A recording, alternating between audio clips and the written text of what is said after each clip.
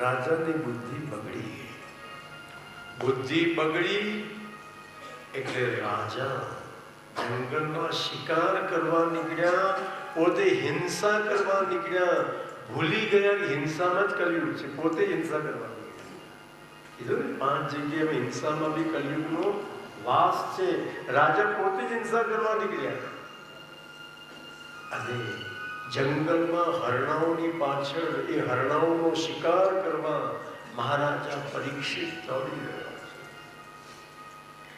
હરણાઓની પાછળ દોડતા પરીક્ષિત થાકી ગયા. એમને ભૂખ લાગી, તરસ લાગી. પરીક્ષિત રાજાએ દૂર જંગલમાં શમીક મુનિનું તપોવન જોયું.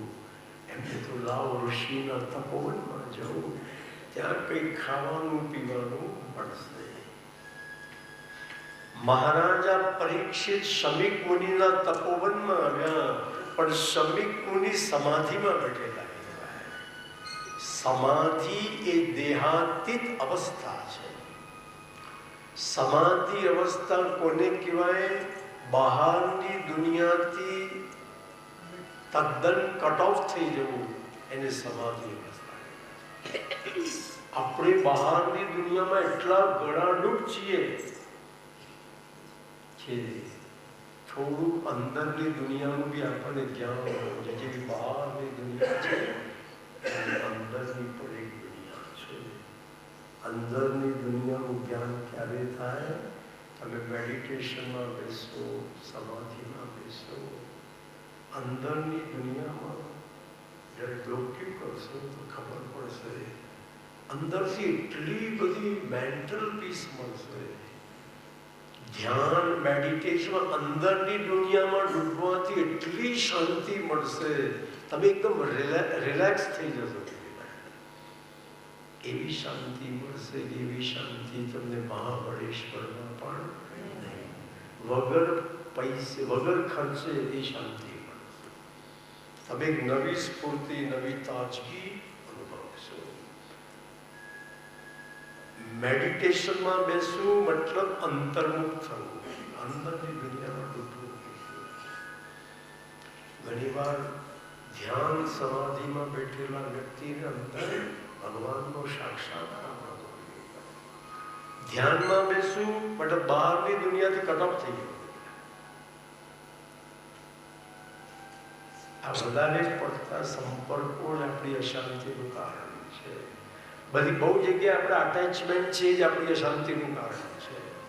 ક્યારે મનથી બધાથી કટ ઓફ થવાની જરૂર છે. મેડિટેશનમાં તમારા ઈષ્ટદેવનું ધ્યાન કરો, શ્રીનાથજી બાબાનું ધ્યાન કરો. મેડિટેશનમાં રાજા રણછોડનું ધ્યાન કરો. એમના ચરણ કેટલા સુંદર, એમનું મુખ કેટલું સુંદર. તમને અંદર બહુ શાંતિ મળશે, એવી જેની કલ્પના નહીં. બધેથી મન સંપૂર્ણ ખસેડી ઈશ્વરમાં કોન્સન્ટ્રેટ કરો, એ જ મેડિટેશન કહેવાય. ચારે બાજુથી મનને ખસેડી અને વિખરાયેલા મનને એક જગ્યાએ ફૂલ્લી કોન્સન્ટ્રેટ કરવું, એને કહેવાય મેડિટેશન, એને કહેવાય ધ્યાન, એને કહેવાય સમાધિ. અને એમાં તમને જે આનંદ આવશે, એનાથી શરીરના કેટલા રોગ ક્યોર થઈ જશે વગર મેડિસિન. આ એક વિજ્ઞાન છે. યોગા એટલે ખાલી એક્સરસાઇઝ નથી કર્યા કરવાની. યોગા એક બહુ મોટી વસ્તુ છે. એ બી બહુ સારી વસ્તુ છે. એક્સરસાઇઝ માટે બી એનો ઉપયોગ કરો કે ખોટું નથી કીધું. પણ યોગ દ્વારા ઈશ્વરનો સાક્ષાત્કાર બી થાય. ખાલી શરીરને તંદુરસ્ત રાખવા માટે યોગનો ઉપયોગ કરો એ સારી વસ્તુ છે, પણ એટલા પૂરતો યોગ સીમિત નથી.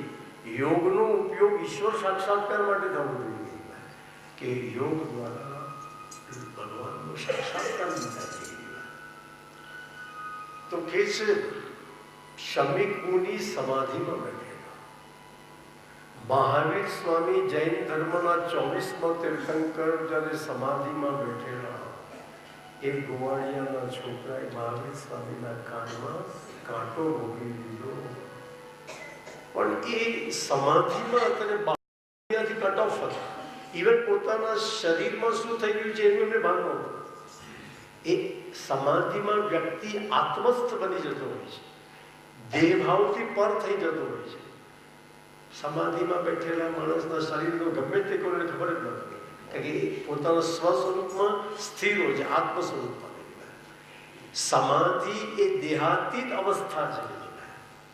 આપણે બધા આંખ બંધ કરી બેઠા જ નથી, બહારની દુનિયામાંથી ક્યારે કટોકટ થયા નથી. આપણને ખબર શું પડે કે અંદરની દુનિયા શું છે.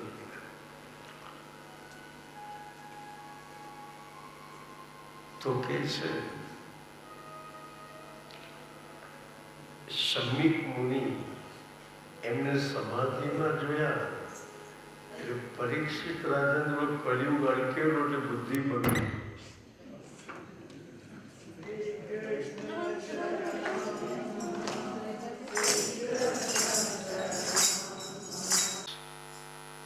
મારું સ્વાગત કરવું પડે, મને પાણીનો ભાવ પૂછવો પડે, જમવાનો ભાવ પૂછવો પડે, એટલે આ સમાધિનો ડ્રામા કરે છે. હું બધું મનથી સમજુ છું, પણ ઋષિની સમાધિ સાચી છે કે ખોટી હમણાં ખબર પડશે. હું ઋષિના ગળામાં સર્પ નાખો. ઋષિની સમાધિ સાચી હશે તો હાલશે, નકલી સમાધિ હશે ગળામાં સર્પ આવતા જ ઉભા થઈ જશે, હમણાં પકડી જશે. સમાધિ સાચી કોઈ દિવસ અગ્નિના પારખા લેવાય, ઝેરના પારખા લેવાય. એમાં દાજવું પડે. અગ્નિના પારખા લેવા જાવ એમાં મહાપુરુષોની પરીક્ષા લેવાની આપણી યોગ્યતા કેટલી છે. કોઈ બી સંત મહાપુરુષની પરીક્ષા લેવાનો આપણને અધિકાર નથી, એમના જેટલી આપણી યોગ્યતા જ નથી કહેવાય. અને અયોગ્ય માણસ યોગ્ય વ્યક્તિની પરીક્ષા લેવા જાય તો હાંસીને પાત્ર થાય. આશ્રમમાંથી એક નાગ જતો હતો, રાજાએ બાણ મારી એ નાગને મારી નાખ્યો. ધનુષ્યથી નાગને ઉઠાવ્યો. જો રાજા હિંસા કરે છે, જીવતા સાપને બાણ મારી નાખ્યો. હિંસામાં કળિયુગનો દિવસ પોતે જ હિંસા કરી રહ્યા છે. અને ધનુષ્યથી મરેલા સર્પને ઉઠાવી ઋષિના ગળામાં પહેરાવ્યો. વિનાશકાલે ઋષિની સમાધિ સાચી હતી. ઋષિ પોતાની જગ્યા પરથી હાજર હતી. રાજા સમજી ગયો સમાધિ સાચી છે. રાજાએ ગળામાંથી સર્પ ખેંચી લીધો તો બહુ મોટી આફતમાંથી બચી જવા, પણ સર્પ ગળામાં જ રહેવા દીધો. રાજા ઘોડા પર બેસી એમના રાજ્યમાં હવે કળિયુગના સ્પર્શથી રાજાની બુદ્ધિ બગડી હતી. એ રાજાની બુદ્ધિ શુદ્ધ કેવી રીતે થઈ તો મહાપ્રભુજી લખે છે કે પરીક્ષિત હસ્તિનાપુરમાં આવ્યા અને હસ્તિનાપુરમાં જે સિંહાસન પર મહારાજા યુધિષ્ઠિર બેસતા એ પવિત્ર સિંહાસન પર આવીને રાજા બેઠા અને રાજાની બુદ્ધિ એકદમ શુદ્ધ થઈ. યુધિષ્ઠિર સત્યવાદી હતા, યુધિષ્ઠિર ધર્મિષ્ઠ વ્યક્તિ હતા, માટે ધર્મરાજ યુધિષ્ઠિર કહેવાય છે. યુધિષ્ઠિર ભગવાનના પરમ ભક્ત હતા. પુણ્ય શ્લોકો નરો રાજા, પુણ્ય શ્લોકો યુધિષ્ઠિર, પુણ્ય શ્લોકાચ વૈદેહી, પુણ્ય શ્લોકો જનાર્દન. જેને યાદ કરવાથી બી પુણ્ય મળે છે એવા યુધિષ્ઠિર હતા. એવો પવિત્ર માણસ જે સિંહાસન પર બેસતો હતો એ પવિત્ર સિંહાસન પર જેને પરીક્ષિત બેઠા અને પવિત્ર જગ્યાનો સ્પર્શ થતા રાજાની બુદ્ધિ બી. ઘણી વાર કોઈ પવિત્ર સ્થાનમાં જઈએ ત્યાં આપણું મન પણ એકદમ પવિત્ર થઈ જાય, એ સ્થાનનો પ્રભાવ પડતો હોય છે. અને રાજાની બુદ્ધિ શુદ્ધ થઈ ત્યારે રાજાને મનમાં બહુ દુઃખ થયું કે રે મેં મારા કુળ પર કલંક લગાવ્યું છે. અમારા કુળમાં તો ઋષિ મુનિઓની અમે પૂજા કરીએ, બ્રાહ્મણોની પૂજા કરીએ, અને મેં બ્રાહ્મણના ગળામાં સાપ નાખ્યો, એનું અપમાન કર્યું, મેં સારું નહીં કર્યું. રાજાને પોતાની ભૂલ માટે અફસોસ થવા લાગ્યો. ઘણા માણસો તો ભૂલ કરે પછી એના માટે અફસોસ બી ના કરે બોલો. પાછા કે ભગવાનથી બી ભૂલ થાય અમારા થઈ જાય, કેમ ના થાય? મનુષ્ય માત્ર ભૂલ ન કરે, પાછું પોતાની ભૂલને છાવરતો હોય એ ભૂલને. ખાનદાન માણસના હાથે કોઈ બી ખોટું કામ થાય મનમાં બહુ પશ્ચાત થાય, આવું કેમ થયું? અને બીજી વાર એવી ભૂલ ન થાય એના માટે ખૂબ સાવધાન રહેવું છે. ઘણા ભૂલ કરી એકદમ રીડા થઈ ગયા હતા, એમને વારંવાર એકની ભૂલ કરતા જ હોય અને એનો કોઈ અફસોસ ન હોય. એ બધા બગડેલા કેસ કહેવાય, એકદમ બગડી ગયેલા કેસ કહેવાય.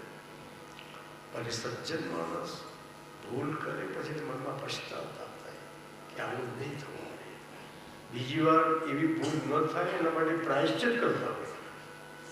મહારાજા પરીક્ષિત અફસોસ કરતા હતા ને તે વખતે શમીક મુનિના દીકરા શૃંગી આશ્રમમાં આવ્યા અને શૃંગીએ પિતાના ગળામાં સર્પ જોયો. ત્યારે શૃંગીએ બાજુમાં કૌશિકી નદી વહેતી હતી એનું જલ હાથમાં લીધું અને શૃંગી 5 જ વર્ષનો નાનકડો છોકરો હતો, એને શ્રાપ આપ્યો. શૃંગી કશું ભણ્યો નહોતો, બાલ મંદિરમાં નહોતા ગયો, કશું આવડતું નહોતું શૃંગી. એને ખાલી ગાયત્રી મંત્ર આવડતું હતું શૃંગી. તો હાથમાં કૌશિકી નદીનું જલ લીધું અને ગાયત્રી મંત્ર બોલીને શ્રાપ આપ્યો કે જેને મારા પિતાના ગળામાં સર્પ નાખ્યો છે એને આજથી દિવસ 7મે તક્ષક નાગ કર્યા છે. અને મહારાજા પરીક્ષિતને જ્યારે શ્રાપની ખબર પડી, રાજા બહુ જ મહાન વ્યક્તિ હતા પરીક્ષિત રાજા, એમને પોઝિટિવ એપ્રોચ કર્યો. આજકાલનો તો હું જોઈ લઈશ ને બતાવી દઈશ, મને શ્રાપ આનું છોડીશ નહીં. ચક્રવર્તી સમ્રાટ હતા મહારાજા પરીક્ષિત, એ ધારે કરી શકતા હતા. એના બદલે પોતે બોલ્યા કે ભલું થજો ઋષિ કે મને મારું મૃત્યુ સુધારવા માટે 7 દિવસનો સમય આપ્યો. બાકી જે માણસ 7મા દિવસે તક્ષક નાગ મોકલી શકે, જે હમણાં બી મોકલી શકે છે, અને હમણાં તક્ષક નાગ મોકલ્યો તો હું શું કરી લેવાનું? હું તો ઝડપાતો કે નહીં ઝડપાતો? પણ ઋષિ કેટલા મહાન છે કે મને મારું મોત સુધારવા માટે એમને 7 દિવસનો મને સમય આપ્યો. ભલું થજો ઋષિ. આને કહેવાય પોઝિટિવ એપ્રોચ. આપણે દરેક જગ્યાએ નેગેટિવ એપ્રોચ બહુ કરતા હોઈએ છીએ, એટલે જ જીવનમાં દુઃખી થઈએ છીએ. દરેક જગ્યાએ હકારાત્મક અભિગમ હોવો જોઈએ, જીવનમાં સુખી થવું હોય. આપણને બધે દાળમાં કાળું દેખાડતું આવું કરે, કોઈ વાર એવું બી થાય. તો પરીક્ષિત રાજા બહુ સ્વસ્થ રહ્યા. આવા ક્રિટિકલ ટાઈમમાં પણ એમને બેલેન્સ ઓફ માઇન્ડ ગુમાવ્યું નહીં.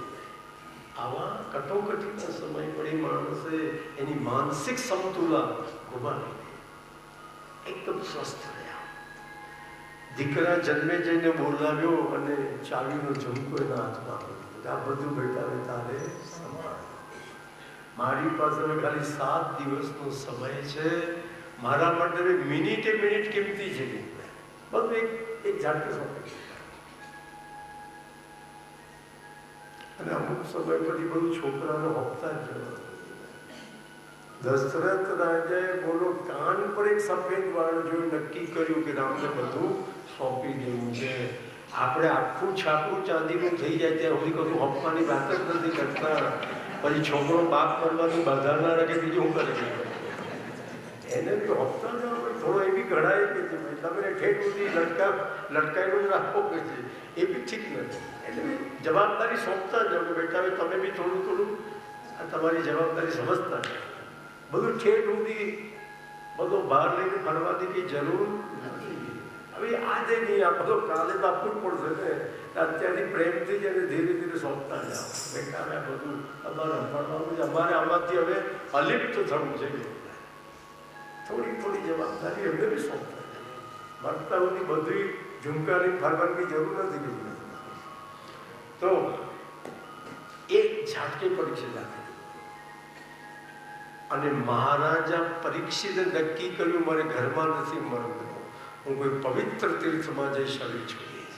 રાજા ઘોડા પર બેઠા અને હરિદ્વારથી 59 કિલોમીટર સુક્તાલ ક્ષેત્ર છે, જે જંગલમાં ગંગાજી વહી રહ્યા છે, એ સુક્તાલ ક્ષેત્રમાં મહારાજા પરીક્ષિત પધાર્યા. એ સુક્તાલમાં મેં 3 વાર ભાગવત કથા કરી છે. બહુ જ પવિત્ર જગ્યા છે સુક્તાલ. અને એ સુક્તાલ એવી જગ્યા છે ત્યાં આગળ એ લોકો પૈસો લેતા નથી. હોલનું ભાડું નહીં, બધા સાઉન્ડ પ્રૂફ હોલનું ભાડું નહીં, વ્યાસપીઠીએ સજાઈ આપે, માઇક મફતમાં. ઇવન જેટલા તમારા લઈ આવો કથા સાંભળવા બધાને એટેક ટોયલેટ બાથરૂમ વાળા રૂમો ફ્રીમાં. એક પૈસો લઈને એ લોકો કે બધું લોકો એમને મફતમાં બાંધી આપ્યું છે, તો અમારે રૂપિયા ભેગા કરવું કામ છે? આ બધું માહિતી લોકો આપતા ગયા છે. આ બધું લોકો બધાએ અમારે રૂપિયા હું કામ છે? ખાલી એમની પેટી રાખી છે કે તમારે જતી વખતે એમાં કંઈ નાખવું તો નાખવાનું, નહીં નાખવું તમારા રસોઈયા લાવો, રસોઈ બનાવો, જમો, બાકી બધું ફ્રી, ટોટલી ફ્રી. એવી આદર્શ જગ્યા છે સુક્તાલ છે. અને હું જ્યારે પહેલી વાર કથા કરવા ગયો સુક્તાલમાં, ત્યારે ત્યાં કલ્યાણદેવજી મહારાજ બિરાજતા હતા, જેમની ઉંમર 125 વર્ષની. અને એવો પવિત્ર વ્યક્તિ, મહાપુરુષ જેમને ભારત સરકારે પદ્મશ્રી, પદ્મભૂષણ, પદ્મવિભૂષણ બધા એવોર્ડ આપે. કલ્યાણદેવજી અને મુઝફ્ફરનગરમાં મોટી કલ્યાણદેવ એગ્રીકલ્ચર યુનિવર્સિટી ચાલે છે. એમના નામ પરથી આખી યુનિવર્સિટી ચાલે છે. અને યુપી બિહારમાં એ મહાપુરુષ 300 જેટલી સ્કૂલો ચલાવે છે ગરીબો માટે. કલ્યાણદેવજી મહારાજ. પણ એમને તમે જોયા હો તો ફાટલા બધા ભગવા કપડા પહેરે. એ મને કે શાસ્ત્રીજી મેં મારી જિંદગીમાં કપડું ખરીદ્યું નથી. લોકો ફાટલા જબ્બા આપી જાય, હું એને ભગવા કરી પગમાં ચંપલ પહેરે. એમને કોઈ ભારે માની શાલ ઉડાડી દે, શાલી તર પર ઉડાડું કે મેં ક્યાં કરું ગઈ સ્કૂલે. આજે તેમનું સ્ટેચ્યુ સુક્તાલમાં જબરજસ્ત કલ્યાણદેવજી મહારાજનું સ્ટેચ્યુ. એ તો ભગવાનના ધામમાં ગયા છે. તો કે છે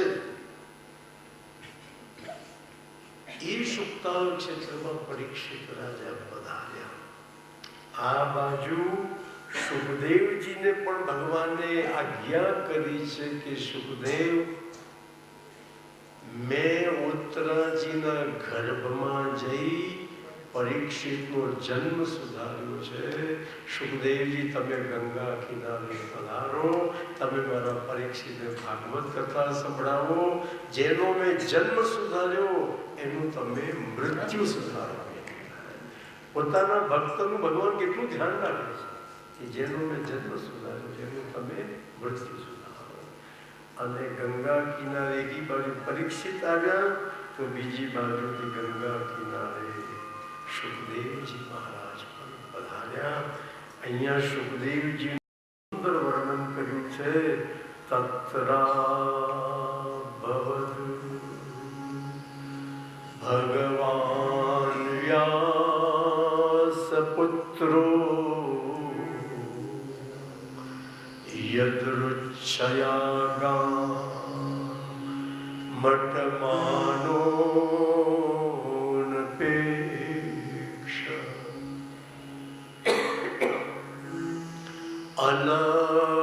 અલક્ષ્યલિંગો નિજલાભતુષ્ટો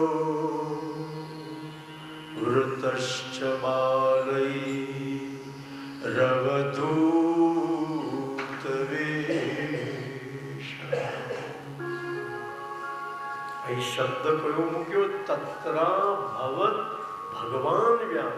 સાક્ષાત ભગવાન પોતે સુખદેવ રૂપે પરીક્ષિત મૃત્યુ સુધારવા આવ્યા છે. પણ શબ્દ મૂક્યો તત્રા ભવત ભગવાન વ્યાસપુત્રો.